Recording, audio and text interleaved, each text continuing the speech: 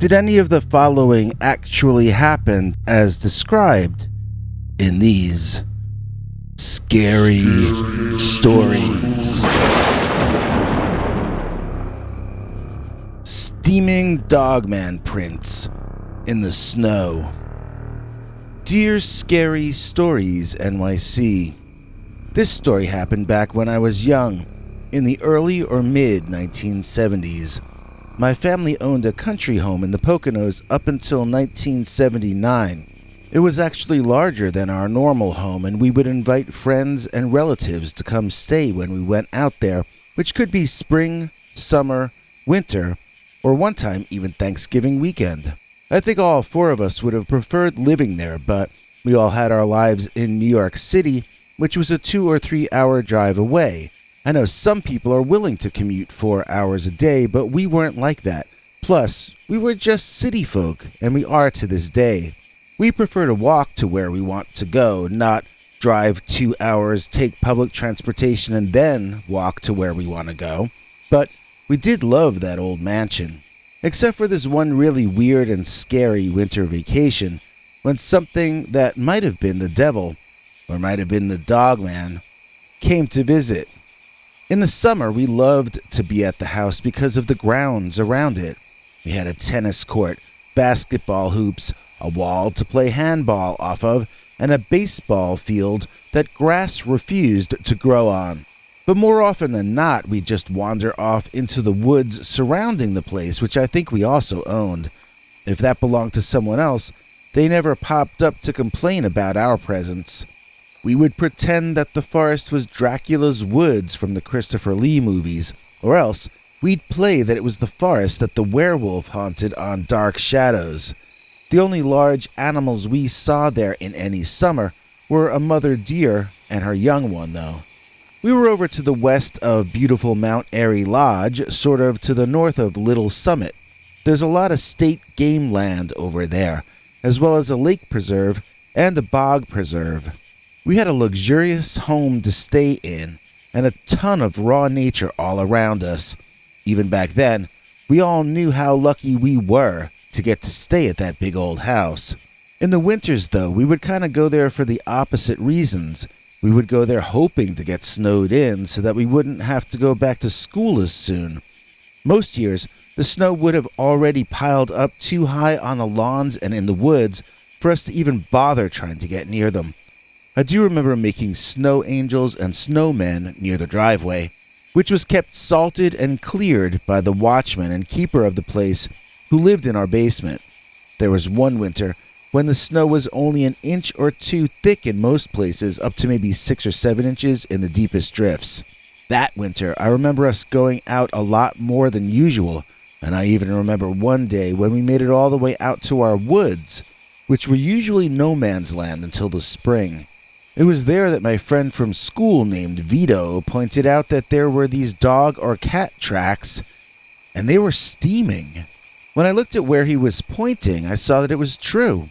There were tracks, and they looked like they were from a large dog or cat, sure enough, and steam was rising up out of them, as though they were boiling the snow underneath. I suggested that the ground must be warm for some reason, but Vito shot that idea down by pointing out that if it were the hot ground causing the effect, then our footprints would be steaming the same way as the animal prints were. He was right. There had to be something about those prints, or the animal that left them, which was causing what we were seeing. I want to point out that this was all happening on a very bright and brisk winter's day, and that neither of us were frightened by what we saw. I think we probably both imagined the prints had been left by somebody's house pet. Maybe their feet were warm from sleeping by the fire, and then they went out into the snow. Not sensing that we might be in danger, Vito and I decided to follow the steaming tracks. Neither of us were woodsmen or trackers or anything of the sort. It was easy to tell which way the animal was walking when he or she left the tracks, because the older prints emitted less steam, and the newer ones more. The creature must have passed fairly recently, and we were both curious. We wanted to see what had left them in the snow. Like many ideas that make sense to you when you're young, this turned out to be easier said than done, We followed the trail until we hit a wall of vegetation too thick for us to enter, yet the footprints seemed to disappear right into this impenetrable hedge-like foliage and the thickly packed evergreen woodland beyond it. We began walking to the left, looking for an entrance into the dense part of the forest to our right, hoping we could pick up the trail again on the other side. After a while, though, because we were kids, we got distracted and cold and decided to go back inside for some hot cocoa. The steaming footprints seemed like they were destined to be nothing other than a footnote in my childhood memories, something for me to remember when I was an adult and wonder, did that really happen? But it seemed that the creature leaving those tracks was as curious about us as we were about it, so this story is really just starting. My sister began complaining at breakfast to me and Vito that the devil was walking around her bedroom window the night before, looking in at her and making her cry. This was hysterically funny to me and Vito because we were, at that age. Anything she said, we made fun of her for. Granted, my sister was prone to making up weird stories, but she usually didn't cry over them, so I should have noticed that this one was different. It wasn't that day, but a day or two after that, when my sister complained again about the devil being outside her bedroom window. Vito suggested we go see if there were any devil prints in the snow. He expected we wouldn't find anything outside, and then maybe that would make my sister stop claiming that this was happening. It seemed worth a try because she was beginning to annoy all of us with her stupid devil stories.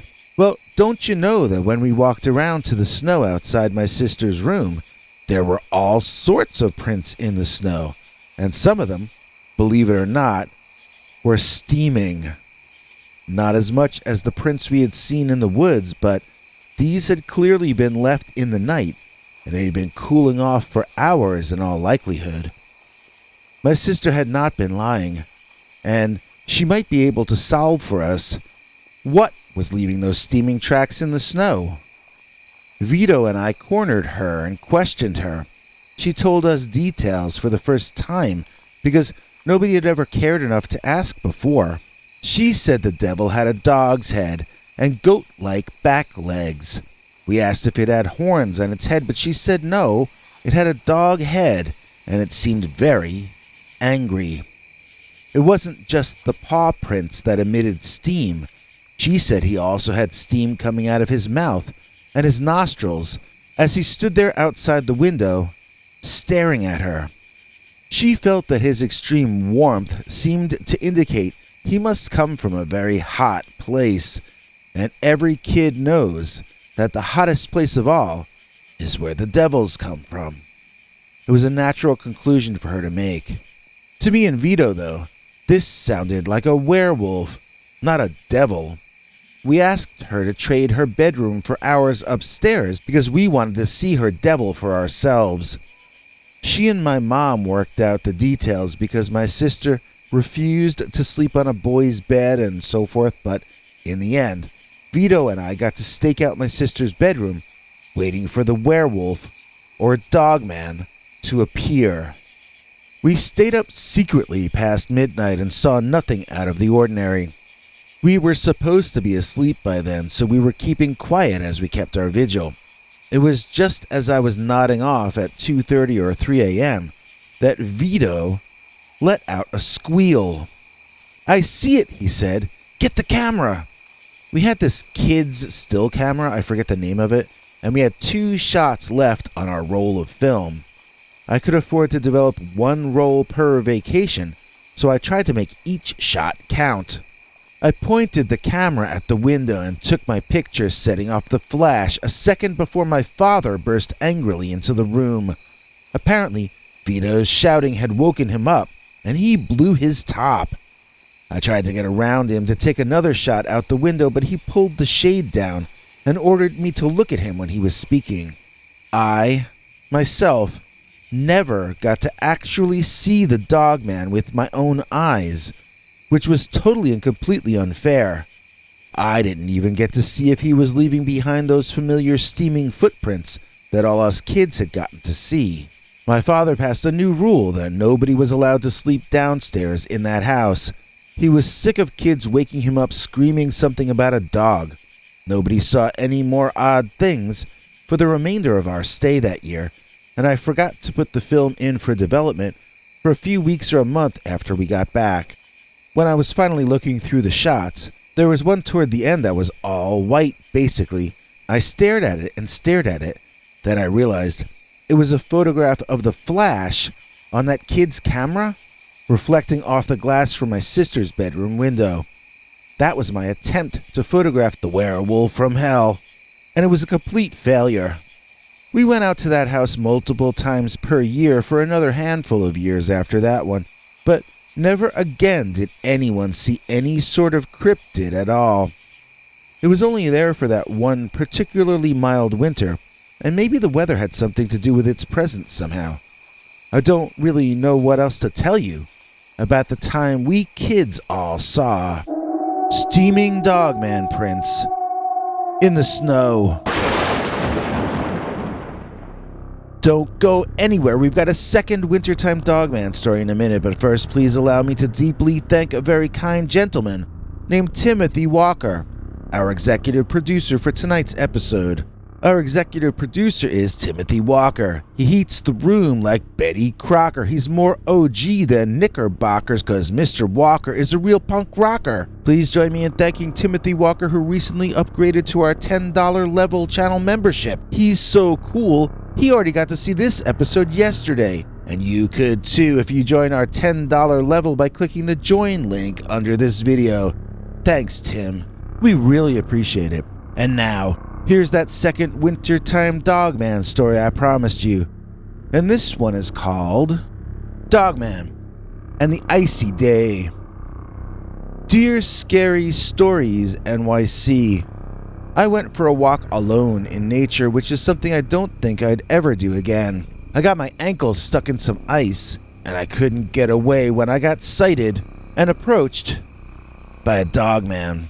This story happened in Superior National Forest, up about as north as you can go in Minnesota without becoming a Canadian. It was late December in 2012, and I was camping in the snow with my crazy camping buddy that we can call Bluto.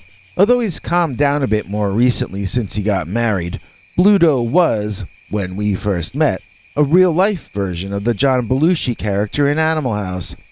He was chubby and round, but insane and manic.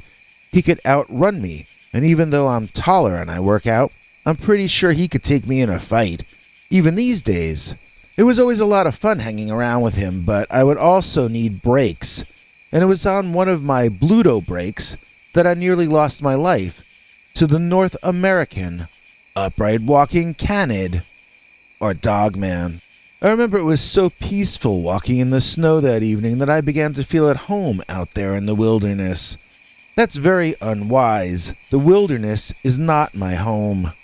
And so I got careless, walking while looking off in the distance and admiring the view, instead of watching where I was placing my boots.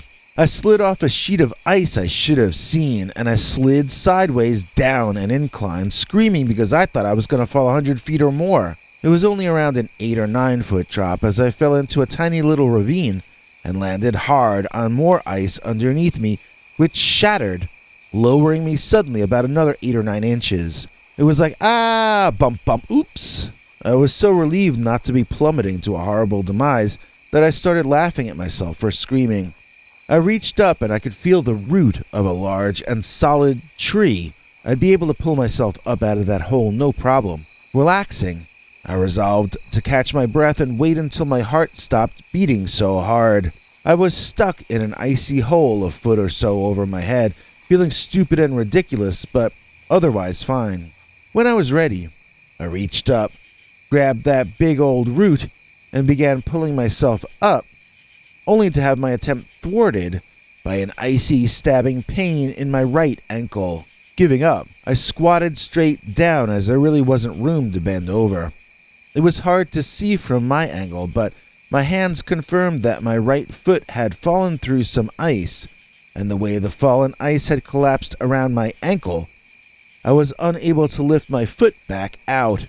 This was a scary situation to be sure, but at that point, I was still mostly feeling embarrassed for having been so out of it that I got myself into this stupid situation. I started pressing my hands against the ice to try to move it. That wasn't happening, but I noticed my hands were getting wet, which had to mean that the ice was melting due to the warmth of my ankle and my hands. I had no choice but to try to melt enough of the ice away that my foot could come free. Then it would be easy to climb out. I discovered that my hands were freezing up faster than the ice was melting, and I had to stick my hands in my pants repeatedly to warm them up again. I was feeling stupider and stupider, but I still wasn't thinking that this was the end of me. Squatting down in the hole, trying to melt the ice around my ankle with my bare hands, I began to hear this sort of Darth Vader kind of sound up above me. Like a really heavy, raspy breathing. It sounded like a really big guy with asthma. Who was sort of panting loudly. The sound got louder and louder, and I thought it might be my buddy Bluto, so I called out his name. I heard a shuffling sound as whoever it was came closer quickly, and soon I looked up to see a big, old, giant dog head looking down at me, with drool landing all over my face from way up there about 5 feet. From way up there about 5, 6, 7 feet above me. Again, I laughed in relief, thinking that there was no reason to be afraid.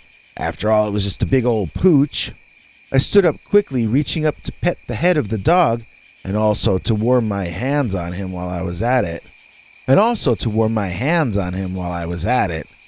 As I rose up, I saw the dog's expression change drastically. Rather than reaching up and petting his head, that dog head rose up into the air faster than my hand rose to greet it. The unexpectedness of this took my breath away. At first I thought I was seeing someone tall grabbing the dog by its collar and lifting it up quickly. This dog wasn't wearing any collar, though. The lips curled back, and that dog, standing there on its hind legs, began barking at me in this furiously angry way, with growling in between each bark. My eyes refocused on him, looking at him all over again. This time, I wasn't seeing him as a dog.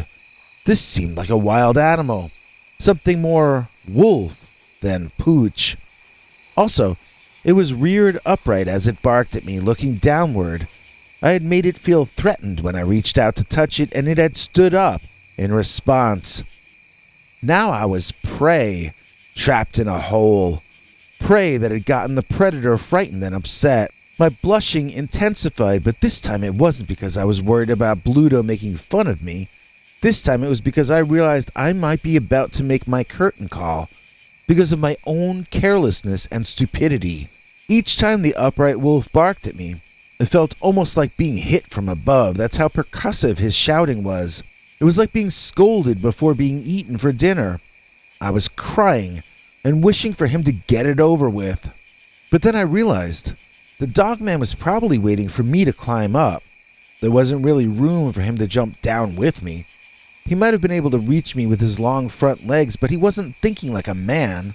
He was thinking like an upright walking wolf.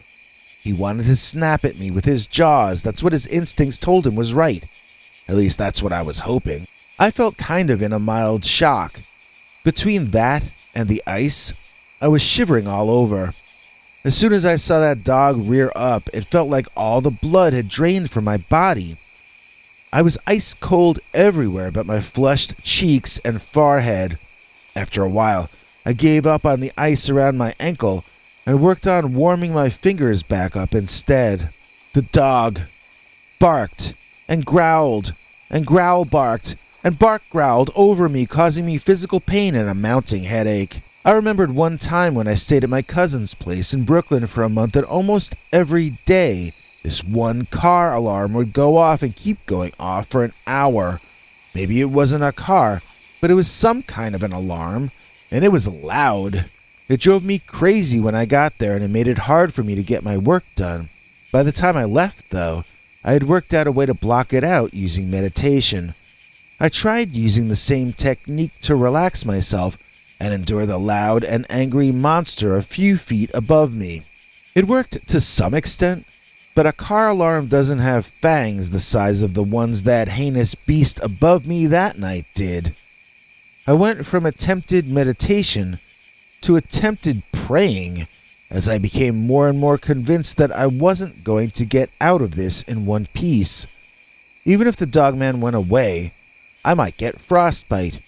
I might pass away from exposure to the elements. Maybe I'd starve to death. Maybe they'd never find me in my little hidey hole, even if the Dogman left me alone. But the Dogman wasn't leaving me alone. It kept shouting and moaning and whining and growling at me relentlessly. And then I heard a sound even more feral and crazy than the most insane Dogman. I heard some kind of a caveman screaming, and I looked up to see that Dogman looking scared for about 1/20th of a second before he split. I could hear the thing running away loudly, and I could hear the screaming caveman monster sound getting closer. I'll tell you, I thought I was witnessing a Dogman being chased off by a Bigfoot, because that's what it sounded like. I wasn't far off, though. It was my friend Bluto. He was absolutely plastered, and he was laughing his butt off. I could barely understand what he was saying, but I don't think he understood that he just chased off a real Dogman. He kept shouting after the monster, calling him a freak and a pervert and a cosplayer. So I don't really know what he was seeing through his beer goggles that night. All I know is that he thought it was hysterical that my foot was stuck in ice and that I was in a hole. He tossed me a 50-cent lighter, and I began working on the ice a bit. He left, and then he staggered back a few minutes later with a small hammer that he had brought with his supplies. That finished the job of freeing me from my icy prison. I would have felt extremely humiliated being out-survivored by my comedy relief drinking buddy, but I was so overcome with emotion about the Dogman incident that I just limped to my tent, and I called it a night. I cried myself to sleep like a lady in an old romance novel. So upsetting had my experience been. After all, I thought I wasn't going to make it out. I thought the Dogman was going to finish me off.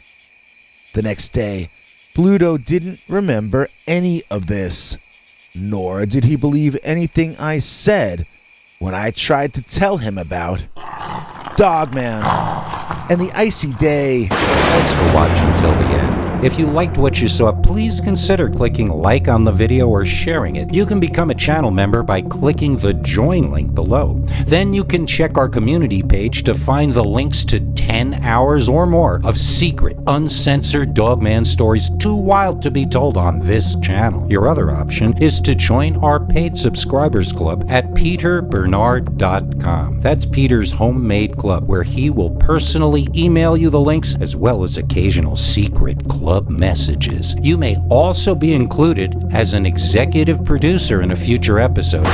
You have a scary experience you want to tell us about? You can email us at scarystoriesnyc@gmail.com, or else call our Scary Stories voicemail hotline at 804-LESS-SCARY. The machine cuts off every few minutes, so if you have a long story, please keep calling back and we'll piece it together later on. Good night, and have a scary tomorrow.